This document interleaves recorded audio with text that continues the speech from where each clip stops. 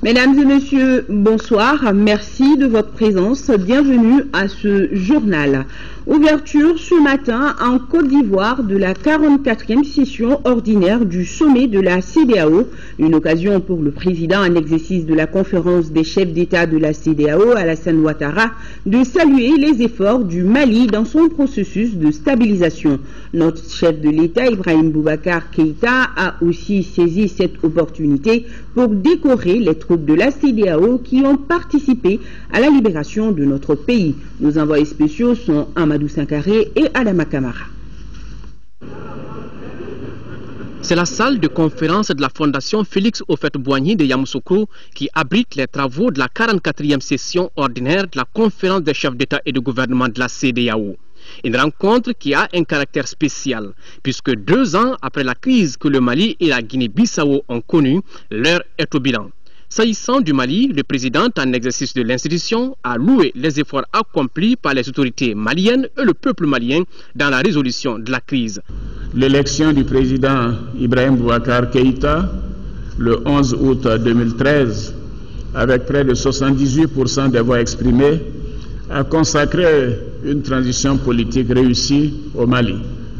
Monsieur le Président, chers frères, je voudrais vous renouveler à nouveau nos félicitations. Je demeure convaincu qu'en mutualisant nos efforts, nous parviendrons à garantir notre espace communautaire un environnement de paix et de sécurité durable.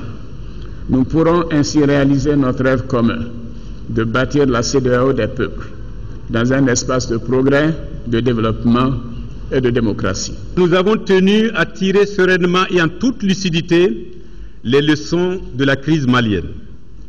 Nous l'avons fait d'abord au sein des institutions de la communauté, puis au cours d'une retraite qui a regroupé toutes les parties prenantes et nos partenaires extérieurs.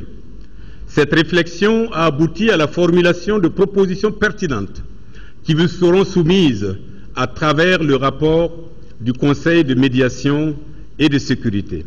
Dans le cadre du dialogue inclusif, des avancées certaines ont été enregistrées. Sous le leadership du président Ibrahim Boubacar Keïta, qui a été porté à la magistrature suprême à la suite d'élections libres et transparentes, le Mali se redresse, consolide ses institutions et se remet de ses blessures à travers la mise en œuvre de programmes de réconciliation nationale et de développement.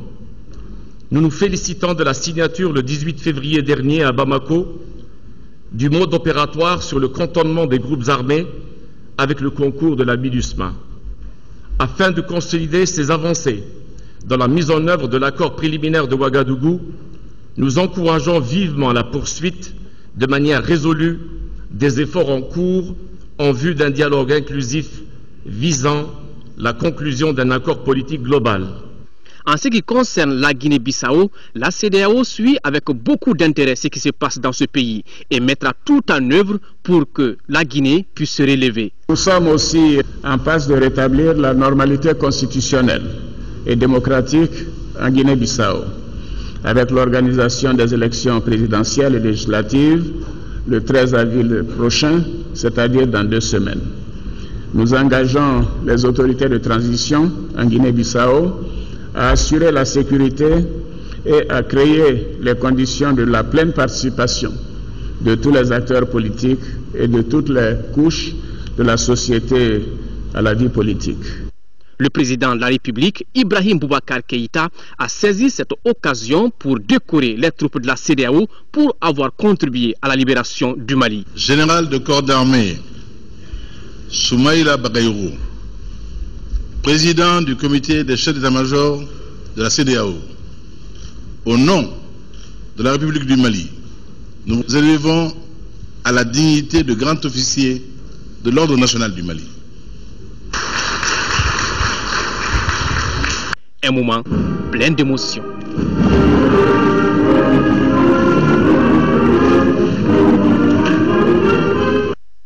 Et le chef de l'État a tenu à remercier chaleureusement ses pairs au cours de la conférence. Il a également réitéré son appel aux groupes armés pour qu'ils rejoignent la table de négociation. Nous l'écoutons au micro de nos envoyés spéciaux. Je n'ai pas manqué de souligner nos préoccupations qui demeurent, à savoir que nous sommes encore loin d'une stabilisation à hauteur de souhait.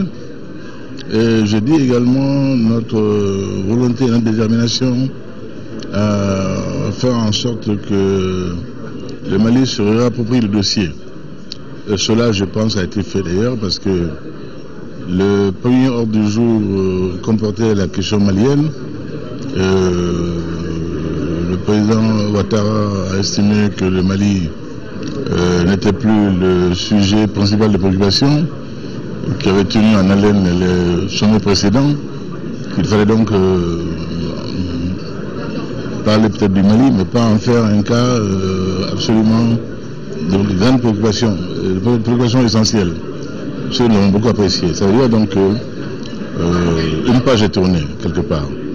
Il y a donc un modus operandi nouveau qui voit le Mali se appuyer le dossier, bien sûr, qui continuera à bénéficier du concours de nos pays frères de la CEDEAO et d'autres initiatives, d'autres bonnes volontés, pour que vraiment, à terme, nous arrivions vraiment à trouver une solution la plus souhaitable possible à cette crise du Nord Mali. Et donc, notre réunion se déroule sous de bons auspices. Monsieur le Président, par rapport au dialogue inclusif tant demandé, où en sommes-nous aujourd'hui? Nous sommes toujours de bonne volonté. Ceux qui tournent à travers le monde pour dire n'importe quoi, pour demander des armes, je l'ai dit, ne sont pas des gens de bonne volonté. Ils ne veulent pas la paix. Nous voulons la paix. Et nous l'avons dit sur tous les toits, récemment encore, à l'occasion du 26 mars, on m'a vu réaffirmer mon souhait et ma volonté de paix en appelant nos frères de la rébellion à venir autour de la table pour qu'ensemble, nous engageons un avenir radieux pour notre peuple dans toutes ses composantes. Et je demeure sur cette crête-là. C'était un véritable bonheur pour la décoration des troupes de la CEDEAO. C'était un grand moment d'émotion. Je pense que ceux qui ont mérité de l'Afrique, de la patrie africaine, et singulièrement du Mali, à l'heure du mérite, doivent être honorés. C'est ce que nous avons fait au nom du Mali. À noter que lors de cette session, les chefs d'État et de gouvernement vont élire un nouveau président de la conférence des chefs d'État en remplacement du président Ouattara de la Côte d'Ivoire. Ici, à Bamako, le gouvernement a publié un communiqué suite à un article paru sur le site du quotidien français Le Monde. Pour vous livrer ce communiqué donc, le porte-parole du gouvernement, le ministre Maman Babi, à mes côtés. Bonsoir, monsieur le ministre. Bonsoir. Bonsoir à toutes, bonsoir à tous. Dans un article du journal français Le Monde, daté du 28 mars 2014, sous le titre « La justice sur la piste du parrain des parrains », diffusé sur le site internet du dit quotidien, les journalistes Gérard Davé et Fabrice Lhomme affirment que plusieurs chefs d'État seraient impliqués dans le système Tomi, en citant le nom du président de la République du Mali, M. Ibrahim Boubacar Keïta. Cet article vise à salir l'honneur d'un homme, Ibrahim Boubacar Keïta, dont les valeurs d'intégrité et de rigueur morale n'ont jamais été remises en cause, et ce, par qui que ce soit. Mais au-delà de la personne du chef de l'État et de l'institution qu'il incarne, il veut jeter le discrédit sur les efforts inlassables de toute une nation pour sortir d'une crise sans précédent. C'est pourquoi, ayant pris toute la mesure de cet article, le chef de l'État a pris la tâche d'avocats maliens et français afin d'étudier toutes les suites judiciaires possibles, y compris en termes de mesures urgentes et à titre conservatoire. Je vous remercie. Merci, monsieur le ministre, pour ces éclairages.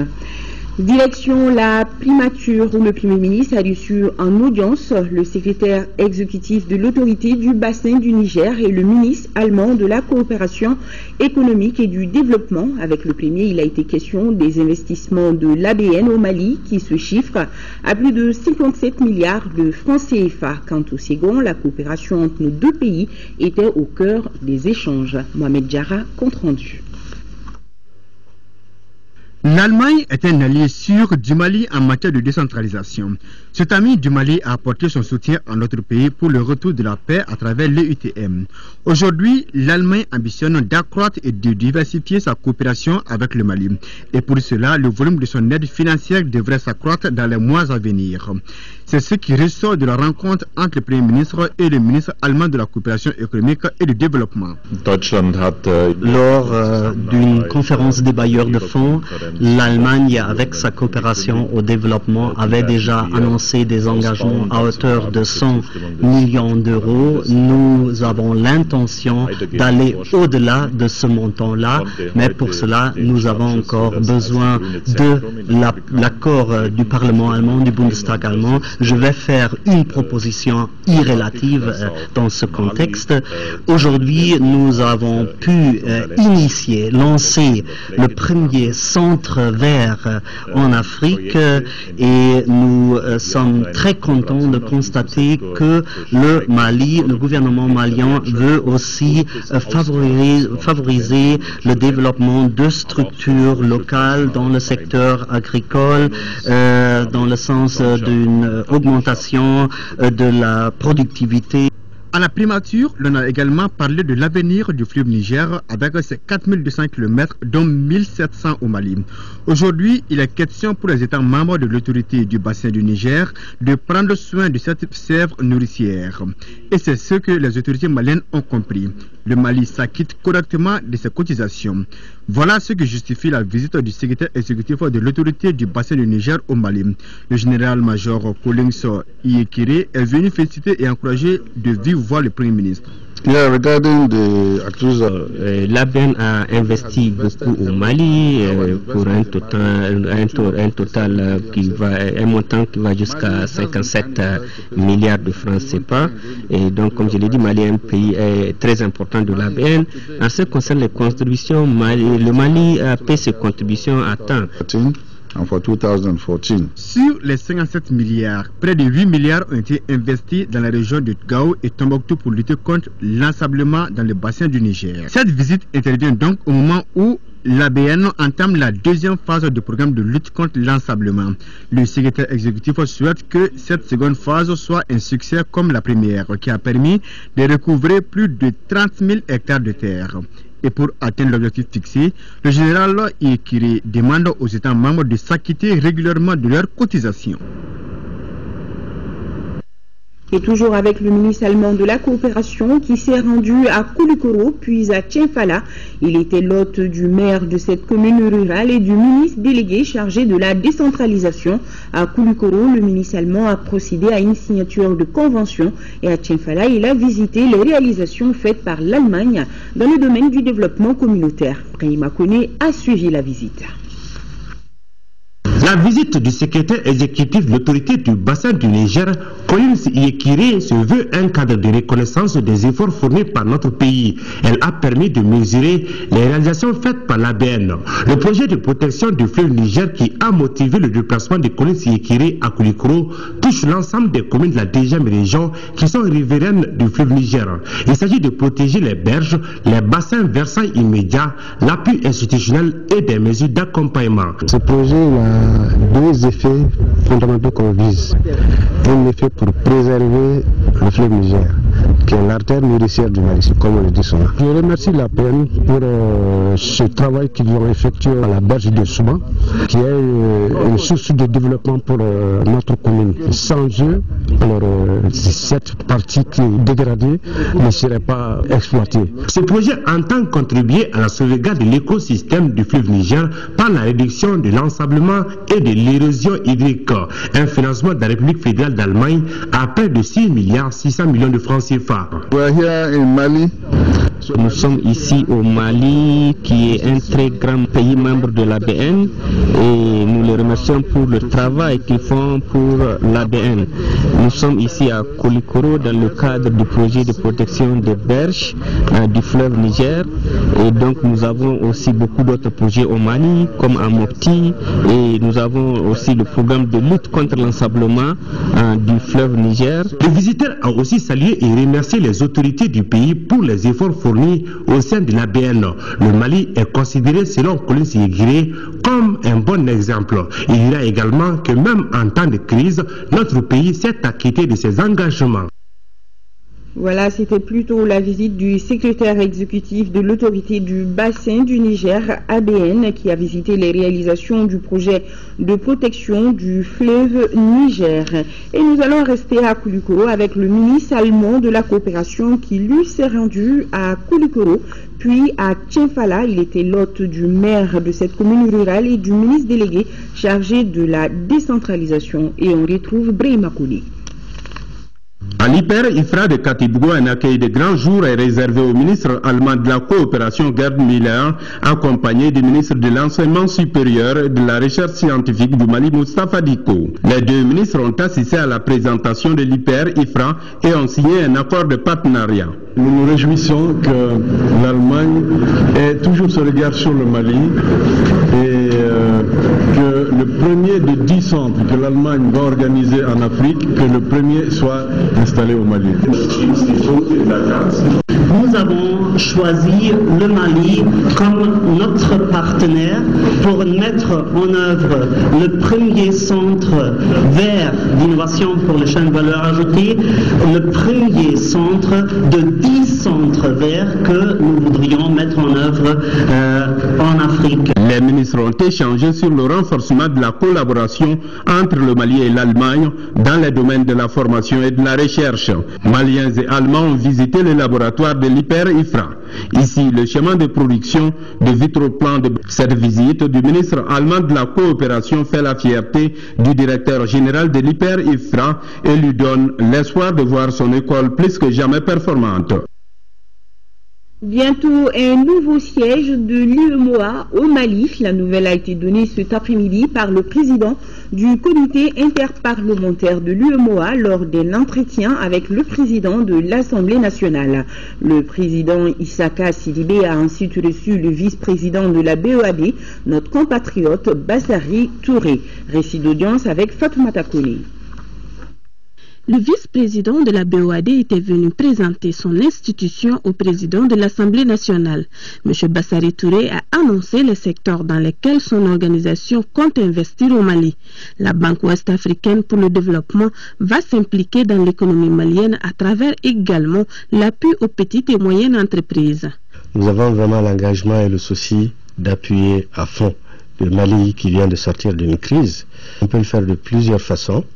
Il y a de grands projets d'infrastructures de routes, d'énergie et dans le domaine du secteur agricole aussi. On peut appuyer le secteur privé, on peut même appuyer les moyennes entreprises aussi. Quant au président du comité interparlementaire de l'UEMOA, il était chez le président de l'Assemblée nationale pour parler de l'ouverture prochaine du siège de son organisation au Mali. Un siège devant abriter les parlementaires de l'UEMOA à Bamako. Le président du CPI UEMOA a aussi donné une brochure au président de l'Assemblée nationale, un document dans lequel figure le statut et règlement de son organisation. Que nous venions quand même lui faire la courtoisie et profiter pour opposer les problèmes réels du CIP.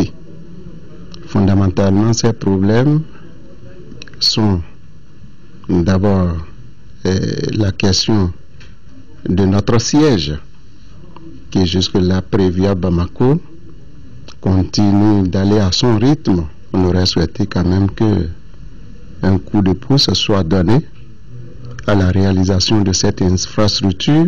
Profitant de cette occasion, Issaka Sidibé, président de l'Assemblée nationale, a réaffirmé son implication personnelle pour la réalisation des activités citées. Nous sommes à l'Assemblée nationale, restons-y. Hier, 4 projets de loi ont été votés à l'unanimité par les députés. Il s'agit essentiellement des projets de loi relatifs à l'adduction d'eau potable de Kabala et du district de Bamako. Mahamadou Doumbia nous en parle. 4 projets de loi étaient à l'ordre du jour de cette première session extraordinaire de la 5e législature. Le premier projet de loi en date du 6 janvier 2014, signé entre le Mali et la Banque islamique de développement, est relatif au financement du projet d'adduction d'eau potable de Kabala. Le second projet de loi signé entre le Mali et l'Association internationale de développement concerne le financement du projet d'alimentation en eau potable de la ville de Bamako. Le troisième projet de loi signé entre le Mali et le Fonds africain de développement est relatif au financement du projet d'approvisionnement en eau potable de Bamako à partir de la localité de Kabala. Et enfin, le quatrième projet de loi en date du 16 décembre 2013, signé entre le gouvernement du Mali et l'Agence française de développement, concerne le financement du projet d'alimentation en eau potable de la ville de Bamako à partir de Kabala. Ces projets de loi ont été l'objet de discussions faisant référence aux mesures d'accompagnement, à des études préalables sur le terrain et aux problèmes de pollution des eaux, la préservation du fleuve Niger et la pénurie d'eau potable dans les quartiers périphériques de Bamako. Quelles sont les autres solutions complémentaires envisagées pour que, à l'horizon 2018, toutes les populations de Bamako puissent bénéficier de l'eau? Là où vous prenez l'eau, un jour il n'y aura plus d'eau. Il s'agit de ce fleuve Niger. Monsieur le ministre, qu'est-ce que vous donnerez à ce fleuve Niger? En réponse à toutes ces questions, le ministre rassure. C'est la première phase qui couvre le déficit à 78%, mais la deuxième phase prévue pour 2020 prend entièrement en charge l'ensemble des déficits. Ce qu'on peut faire de bien au fleuve, ça c'est des dispositions qui sont en cours au niveau de l'organisation régionale, l'ABN, l'autorité du bassin du Niger. Il y a quand même des dispositions de préservation du fleuve Niger.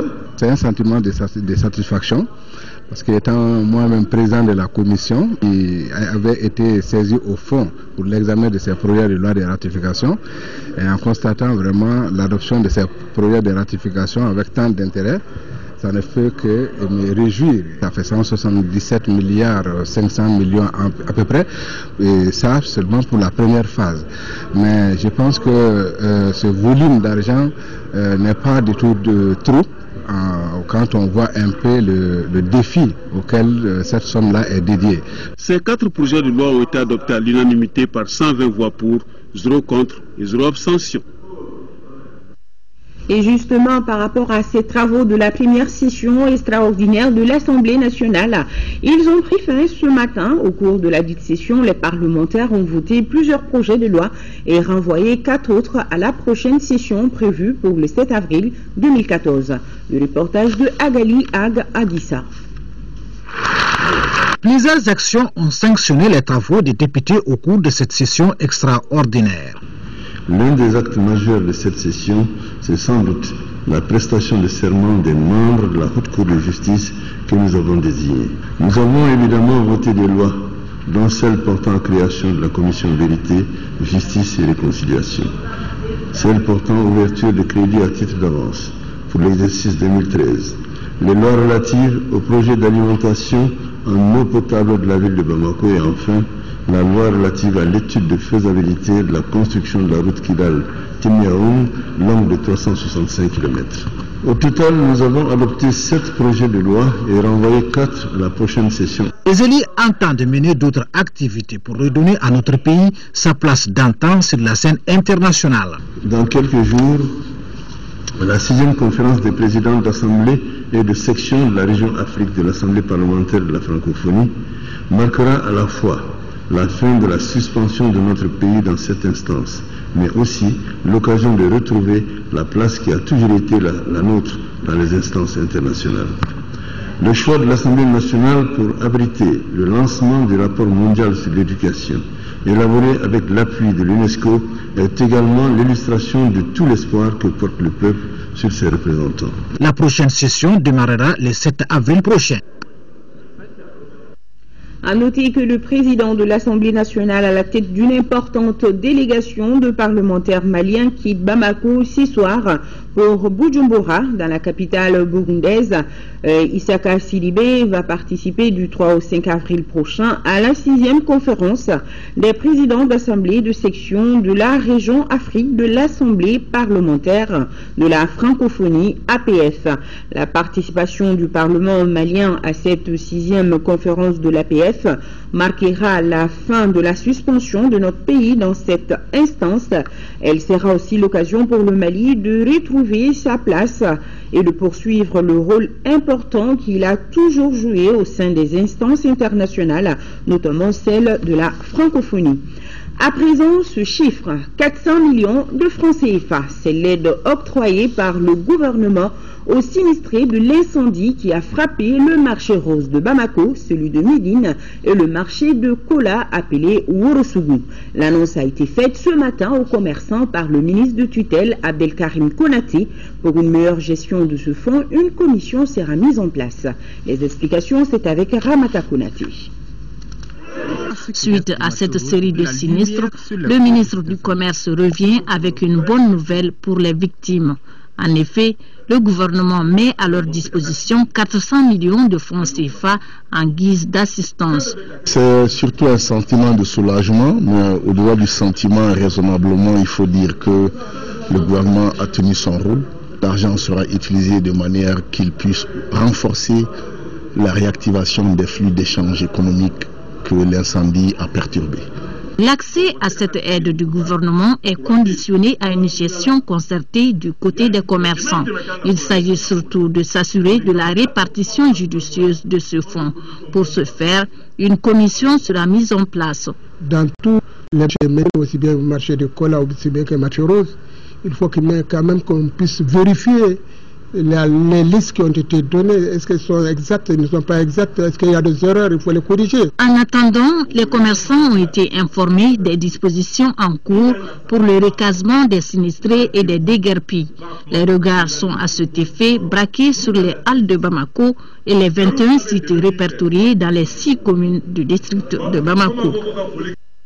Et le président de la Chambre de commerce et d'industrie du Mali et l'ensemble des membres du bureau félicitent le gouvernement de la République du Mali d'avoir secouru à travers un geste de solidarité significatif de 400 millions de francs CFA l'ensemble des commerçants victimes des incendies des marchés de Solo-Traoré de Médine, marché de Kola de la Gare et marché rose, marché central. Le président de la Chambre de commerce et d'industrie du Mali assure le gouvernement que la subvention ainsi accordée conformément à ses instructions sera effectivement utilisée pour en faire un véritable acte de développement et invite toutes les parties intéressées à s'employer à cette fin. Et toujours par rapport à ce don du gouvernement, le syndicat national des commerçants détaillants du Mali, SINACODEM, remercie le gouvernement d'avoir perçu au-delà de ses préoccupations gouvernementales en cette période de récession une volonté de faire valoir la solidarité légendaire du peuple malien en octroyant aux victimes des 3 marchés du district de Bamako la donation de 400 millions de nos francs. Cette donation est maintenant un symbole de nos initiatives de solidarité, d'assistance que d'autres bonnes volontés pourront suivre. Tenue d'une assemblée générale hier à la Chambre de commerce du Mali, organisée par la coordination des associations et groupements de commerçants détaillants, elle consiste à échanger sur les nouvelles mesures visant à stopper la fraude de la cigarette en République du Mali. Lamine Keita nous en dit plus. À partir du 27 mars 2014, tous les paquets de cigarettes vendus au Mali doivent avoir les mentions suivantes: le tabac nuit gravement à la santé, fabriqué et vendu au Mali, avoir les teneurs en nicotine en goudron. Tout paquet de cigarettes qui ne porte pas ces mentions peut être saisi par les services compétents. Aujourd'hui, ces produits et cette loi et son décret, leur objectif c'est de protéger au maximum les consommateurs. Nous ne sommes pas informés d'abord de l'application de cette loi, donc c'est pour cette raison que nous avons tenu une assemblée générale avec la SONATAM et la Direction nationale du commerce et de la concurrence.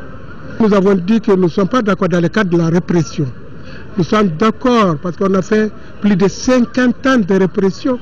Ça n'a pas résolu nos problèmes de fraude. Le président de la coordination des commerçants détaillants souhaite un sursis de 2 mois afin d'informer et de sensibiliser les membres de son groupement. Les commerçants détaillants ont émis des craintes par rapport à leur approvisionnement correct. Sur ce point, les responsables de la SONATAM ont rassuré leurs partenaires.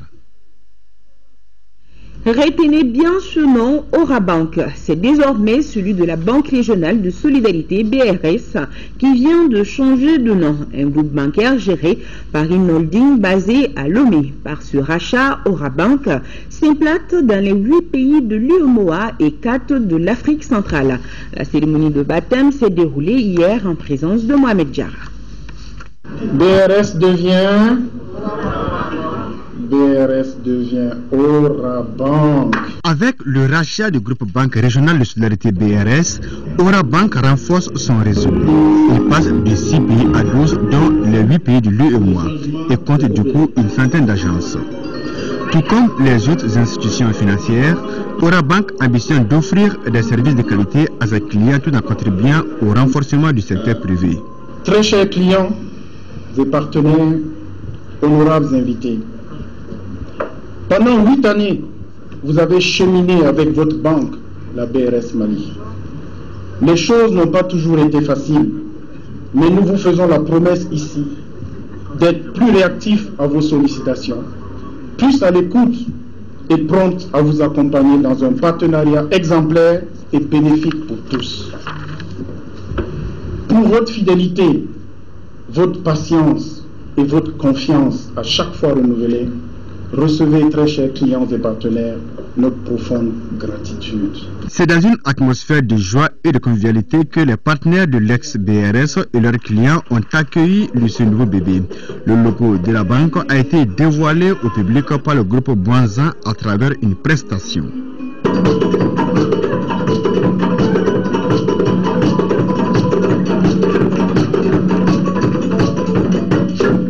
Depuis 2013, Orabank détenait 51% du capital de la BRS.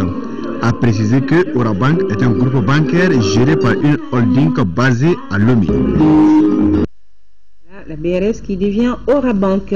Direction Kouyena, dans le secteur de Bougouni, où les ministres de l'Emploi et de la Formation professionnelle et le directeur adjoint de l'USAID chargé de la croissance économique, de l'éducation et de l'environnement viennent de visiter certaines réalisations. Aboussine Touré est notre envoyé spécial.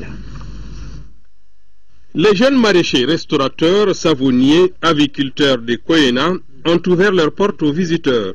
Les échanges ont porté sur le degré de détermination des jeunes entrepreneurs et surtout leur capacité de résilience après la fermeture du projet. J'avais beaucoup entendu parler du projet de Page Nieta.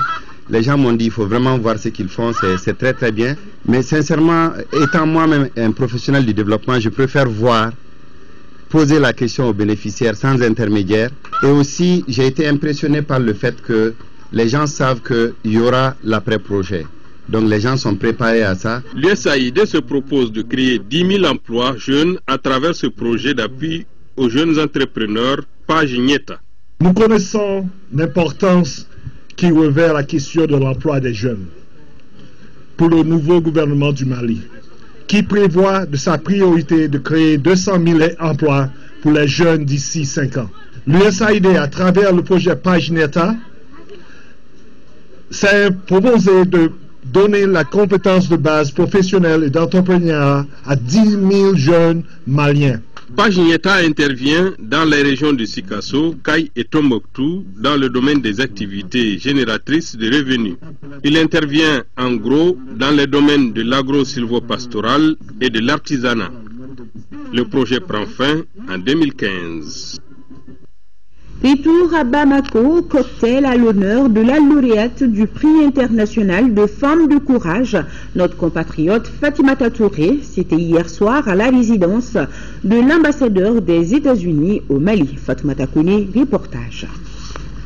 Au moment de l'occupation du nord du Mali, Mme Fatimata Touré, coordinatrice du projet GREFA, défendait publiquement ses sœurs contre les djihadistes.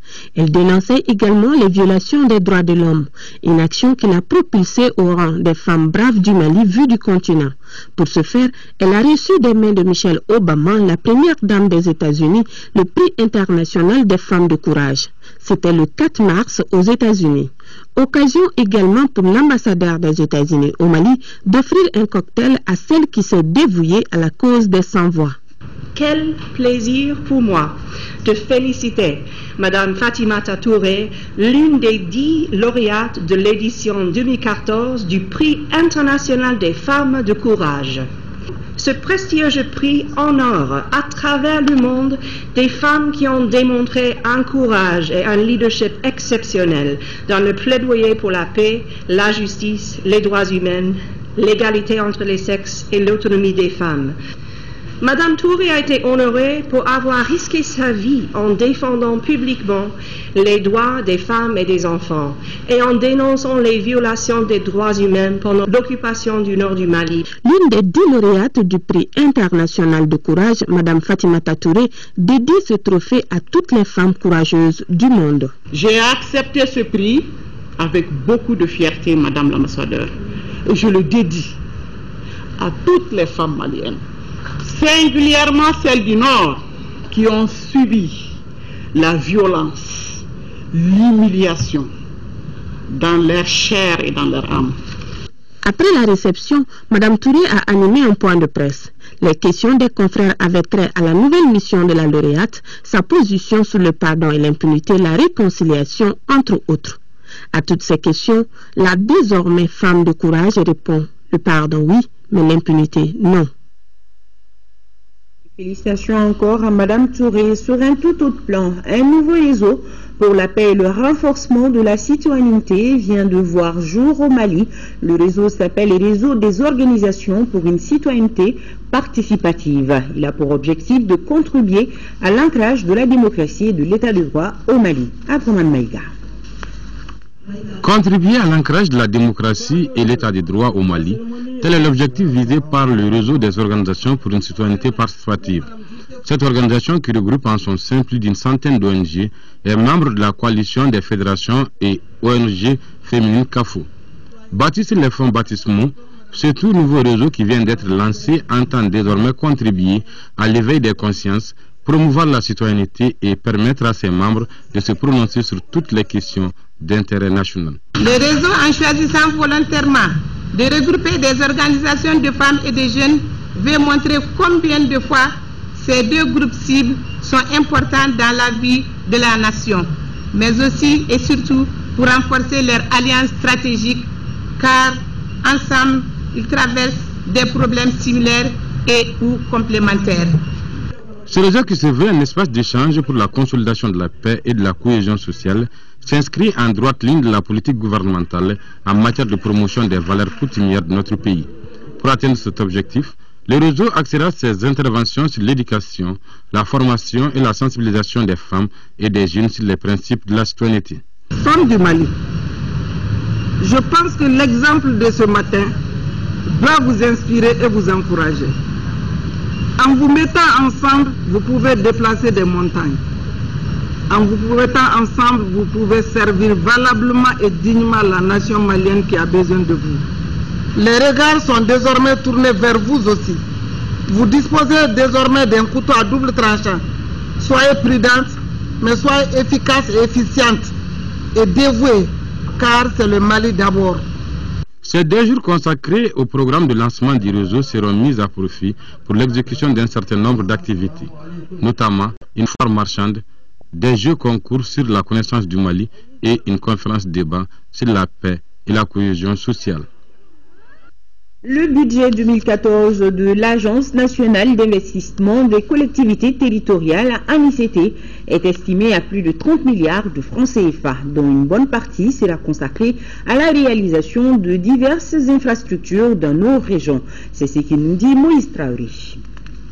Les 17e et 18e sessions ordinaires du Conseil d'administration de l'Agence nationale d'investissement des collectivités territoriales, ANICT, ont été consacrés à des aspects budgétaires et techniques. Nous constatons un fort taux de mobilisation des ressources par les collectivités territoriales. Le taux est autour de 97%. En revanche, la capacité des collectivités à réaliser les investissements, disons les projets dans le délai contractuel reste encore faible. Représentants de collectivités, partenaires techniques et financiers et départements de tutelle sont représentés aux travaux. Le budget de l'exercice 2014 que vous venez d'adopter se chiffre en ressources et en emploi à la somme de 30 milliards 361 498 423 francs CFA, soit une augmentation de 32% par rapport au budget 2013 de l'agence. Nous avons une série d'activités à mener, surtout au niveau de l'amélioration de la maîtrise d'ouvrage des collectivités territoriales, la chaîne de la dépense publique, la qualité des investissements financés dans le cadre du FNACT. Globalement, au niveau des ressources d'investissement, nous avons une augmentation d'environ 30% des ressources dédiées aux régions du Nord.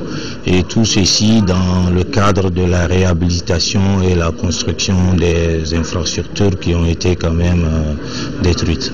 Au cours de la période 2011-2012, l'offre de financement a été de 17 970 millions. Une contribution qui a permis la réalisation de 1661 projets.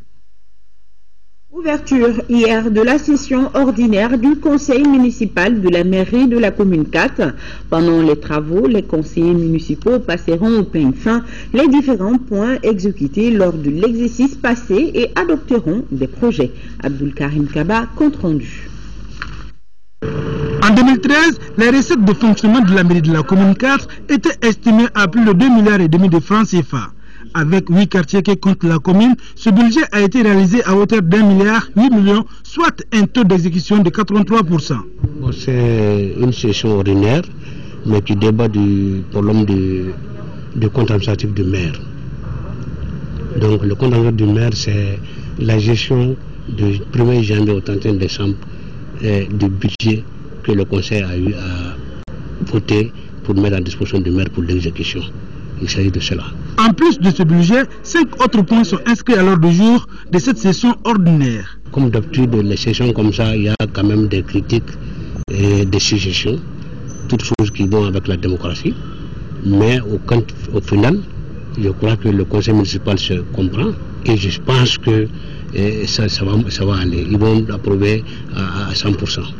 A noter que le compte administratif de la commune 4 devrait être bouclé le 31 mars prochain. Apporter une assistance médicale et sociale aux femmes de Gao victimes d'exactions, c'est l'objectif du projet qui vient de lancer le collectif Cri de Cœur. Les activités de ce projet sont financées à environ 15 millions de francs CFA par les Nations Unies. La correspondance de Aïssata Saliou Maïga. Ce projet initié par les collectifs Cri de Cœur et partenaires vise à apporter une assistance médicale, psychologique et sociale aux femmes de Gao victimes de torture. Grâce au Fonds des Nations Unies généré par des volontaires, le collectif Cri de Cœur veut soutenir ces dames qui ont tant souffert au moment de l'occupation. Par ce geste, Cri de Cœur et les Nations Unies souhaitent donner un brin de bonheur et d'espoir à toutes ces femmes victimes qui ont lutté, qui ont résisté et qui continuent à se battre pour tenir le foyer. Car, comme disait un adage chez nous, la maison ne se repose pas sur le soubassement, mais plutôt sur la femme. Selon les autorités régionales, ces genres d'actions participent à la réconciliation. Je suis convaincu que la somme de telles initiatives et de telles actions contribue à réconcilier les cœurs et les esprits, qui est fondamental pour le développement. Parce qu'il faut reconnaître qu'on a un autre défi, c'est le sous-développement. L'événement a vu la remise des kits de dignité à ces femmes victimes de torture. Le projet d'assistance médicale, psychologique et sociale a été financé par le Fonds de contribution volontaire des Nations Unies contre les tortures à hauteur de près de 15 millions de francs CFA. La localité de Tomina, dans la commune de Fakala, cercle de Djéné, sera bientôt comptée parmi les zones de grande production de pommes de terre. C'est en tout cas le souhait de CARE International et de l'IER. Les deux partenaires ont introduit la pomme de terre dans la pratique paysanne de la localité. Ce test de démonstration a fait l'objet d'une journée porte ouverte dont nous parle Jules Sambo-Sissoko. Cette journée porte ouverte sur la pomme de terre et échalote à Tomina a surtout mis en exergue une chaîne de valeur. La pomme de terre, jusque-là, pas dans la pratique paysanne ici. Test démonstration de 3 variétés sur 3 des 30 hectares du périmètre villageois était au centre de cette journée. Le coup d'essai a été un coup de maître pour CARE en intelligence avec l'IER et tout autour des producteurs déjà engagés à bien vulgariser l'essai. Nous sommes en train de faire une innovation et nous avons mis toutes les chances de notre côté pour réussir cette innovation. Et c'est pourquoi nous avons collaboré avec l'IR et la société Tchikeladjiki. Nous aménageons les périmètres irrigués, nous avons signé des cahiers de charges avec les communautés et les communautés se sont engagées à faire des cultures autres que le riz en contre-saison pour mieux valoriser les investissements. Nous avons voulu introduire ça en termes de démonstration sur le plan technique culturel jusqu'à la récolte, jusqu'à la conservation, pour que les années à venir, nos producteurs puissent s'approprier à faire un outil de travail. Ces parcelles qui fleurissent d'espérance témoignent de l'intérêt que les populations productrices accordent à l'introduction de la pomme de terre à Tomina. Je salue l'IR, la pomme de terre, une nouvelle variété que nous ne connaissons pas, comme vous l'avez bien dit. Effectivement, ça fait renforcer d'abord la capacité de nutrition, la production. Pour cette initiative, ça peut également aider à avoir un petit gain. Avec la collaboration CARE-IR, la localité de Tomina est bien partie pour être une zone de grande production de pommes de terre dans les années à venir. Les acteurs culturels du Mali et leurs partenaires étaient en conclave au Centre Soleil d'Afrique. Il s'agissait de fêter avec éclat les 15 ans du centre qui œuvre pour la promotion des arts visuels. Le point avec Cheikh Oumar Sankaré. C'est dans une communion totale que les artistes et acteurs culturels se sont retrouvés pour célébrer les 15 ans du Centre Soleil d'Afrique. C'est là à travers une exposition d'œuvres d'art plastique intitulée L'art au service de la réconciliation, exposition photo sur les 15 années d'activité de la structure et prestations musicales. Soleil d'Afrique est un centre créé en 1999 pour favoriser les échanges artistiques entre les artistes maliens d'une part et étrangers d'autre part. Ici, on fait la promotion des arts visuels au Mali. Cette promotion se fait par le biais des ateliers. Et les artistes peuvent venir faire leur création, leurs recherches sur Internet, tout ça. Le Festival africain d'images virtuelles artistiques en 2009, l'atelier Bogolan sur bois design en 2005, l'atelier Bogolan photo caravane d'artistes en 2003 sont autant d'activités dont le Centre Soleil d'Afrique peut se prévaloir. Autorités et partenaires du centre saluent cette dynamique amorcée au bénéfice de l'industrie culturelle du Mali face aux défis de l'heure. Il est avéré que dans un environnement marqué par des exigences professionnelles de plus en plus pointues, et une compétitivité de plus en plus poussée, les centres de formation et les espaces d'animation culturelle ont un rôle capital à jouer pour le renforcement des industries culturelles et pour l'accès des populations aux biens et services culturels. Quand je pense au Centre Soleil d'Afrique, je pense à trois mots-clés. L'innovation, la collaboration et l'inclusivité. Et ce sont les trois mots-clés aussi pour notre fondation. Donc je suis encore plus fière qu'on est encore partenaire avec le Centre Soleil d'Afrique. Le Centre Soleil d'Afrique est un bel exemple d'entrepreneuriat culturel qui mérite d'être vulgarisé au bénéfice de la promotion culturelle au Mali et par-delà en Afrique. Et à signaler que la 3e édition du Festival international de Sélégué dénommé Urban Music and Mode a commencé hier par une visite de la cité artisanale et agricole par le sous-préfet de Kangaré. Et ce vendredi a été marqué par une conférence débat animée par la directrice générale de l'ANASER sous le thème responsabilité de la jeunesse face à l'insécurité routière, notamment le port du casque. Nos envoyés spéciaux à Sélégué, à Loubékone, Moussa Tidjane Kanté et Modibo Soiré reviendront plus en détail dans nos prochaines éditions. Sport, football, championnat national, Ligue 1 au compte de la 11e journée jouée hier au stade Modibo Keïta. La Somme et les deux beaux clubs de Mopti ont fait 3 buts partout, un duel qui a tenu toutes ses promesses entre les deux formations cherchant à rejoindre le peloton de tête. Mamoudou Dante. Le duel des mal classés n'a pas connu de vainqueur. L'association sportive olympique de Missira a été accrochée par les promis des beaux clubs de Mopti, 3 buts partout. Cette rencontre a été pleine en sensations et un festival de buts entre les deux acteurs. Après une première mi-temps de 0 buts partout, la seconde période a enregistré 6 buts, dont 3 de chaque côté. C'est le Debo Club de Mopti qui ouvre les hostilités à la 46e minute par Ibrahim Sissé. 4 minutes plus tard, sur penalty, la Somme égalise par Ibrahim Tandjougoura. Et depuis, ce sont des buts qui se succèdent dans cette rencontre. Finalement, la Somme et les deux clubs de Mopti se partagent les points. 3 buts partout, score final. Ça n'a pas marché pour nous. Depuis un moment, ça ne marche pas avec la Somme.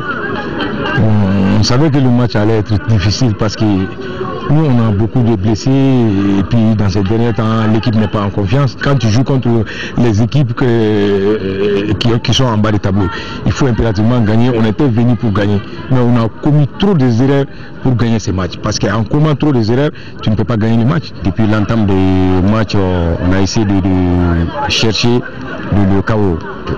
Malheureusement, le match vient de se solder par un match nul.